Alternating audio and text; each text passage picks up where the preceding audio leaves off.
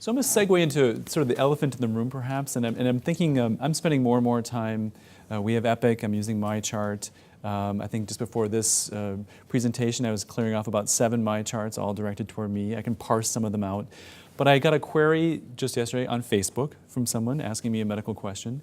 People are calling, they've got my home, pager, cell phone, office phone, snail mail. The ways that people are getting at me, it's actually becoming almost overwhelming. And so I think we're finding ourselves, and I have to say that at this point, none of that is reimbursed. So I'm doing more work. I think almost every single person I can think of in our physician group feels more stressed out right now about the whole sort of providing care because people are coming at us from so many different ways. And I think we keep hearing, okay, once we can get reimbursed for this, then it's going to make more sense because I can kind of parse things out and make my life a little bit easier. So let's talk about that. Reimbursement. How are we going to get reimbursed for some of these awesome technologies that will actually maybe make our lives a little, I don't know if less busy is the right word, but a little easier to navigate? First, I'm impressed you still have a pager. Probably doctors are about the only people who still have that technology.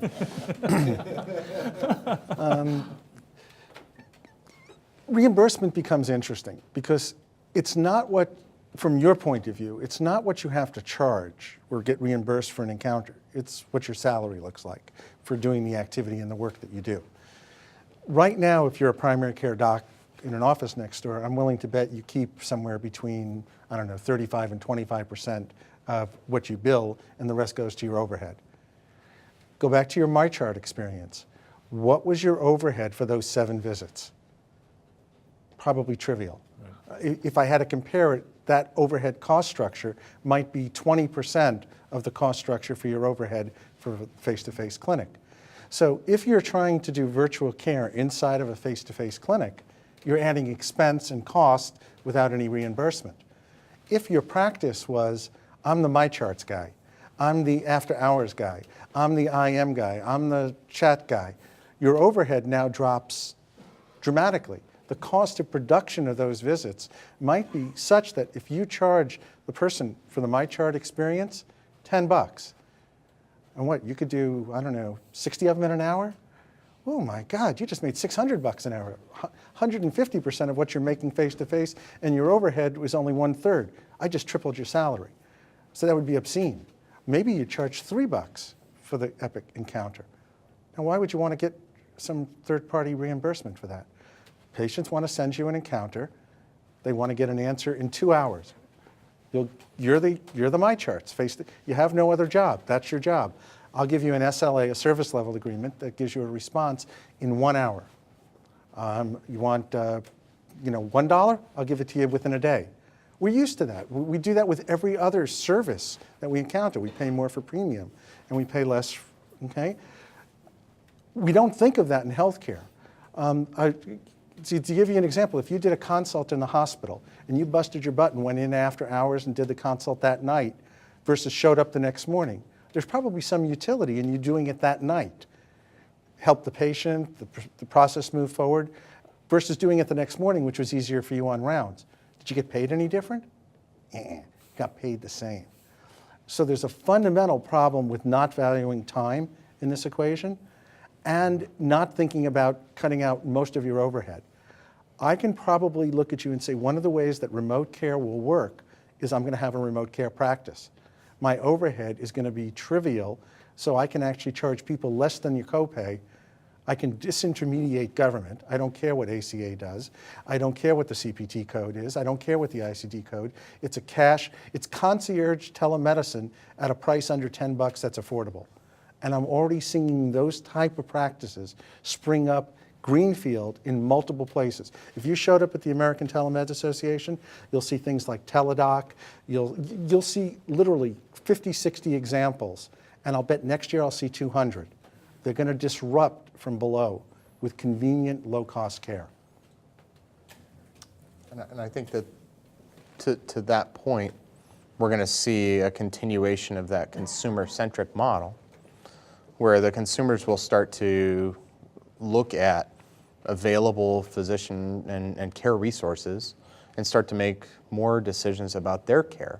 Am I going to go with, to the Amazon kind of equivalent? Am I going to go with the 5-star doc, or that's going to be 4-hour wait or 2-week wait or 3-month wait? Or am I going to go with maybe a 3-star doc that everybody says is still pretty good and technically accurate, maybe a little gruff at the bedside, to your point, but will get me my answer about my kid's eardrum? I think we're going to see some shifts in that a lot of that becomes that kind of retail piece of it. Now, again, to the point about where we are in the patient's journey, if we're in an initial consult, those things might be a little more transactional. If it's something that's an ongoing, continuing management of a chronic condition or something on that order, that might be something that we're going to interface a little bit more and have a little bit more of a difference. But I think that the consumerism is going to start to knock off those lower level visits that probably change the dynamic of your initial reimbursement question. I think that there's going to be a bifurcation as well, right? So there'll be physicians who are the MyChart guy, and there's telemedicine happening. But I think there's a couple of pieces of legislation that actually are pending in conference around the Telehealth Act, which I think allows Medicare to reimburse some of these services, specifically in areas where there isn't enough physicians or things like that. And I think it also addresses the interstate licensure issue, so it allows for cross-state consults through telemedicine. So I think some of that stuff will happen. But I actually see a bifurcation. So there'll be physicians who will specialize in that, and then there will be big med, for lack of a better word, large hospital systems who have acquired lots of physicians. And at least as an outside-in consultant looking in, many of them don't know what to do with these physicians, right? And they haven't quite figured out exactly how to leverage their skills and their talent.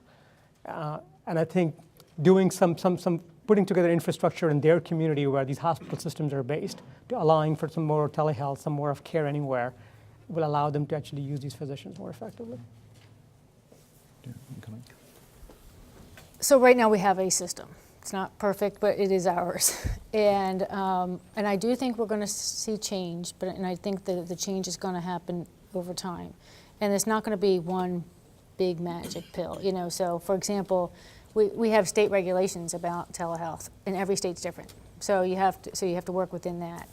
But now you see with ACOs, physician groups are accepting risk, but only so much risk, right? So because then you get into true insurance, and insurance is all about risk management. And as a practicing physician, your group can only take so much risk.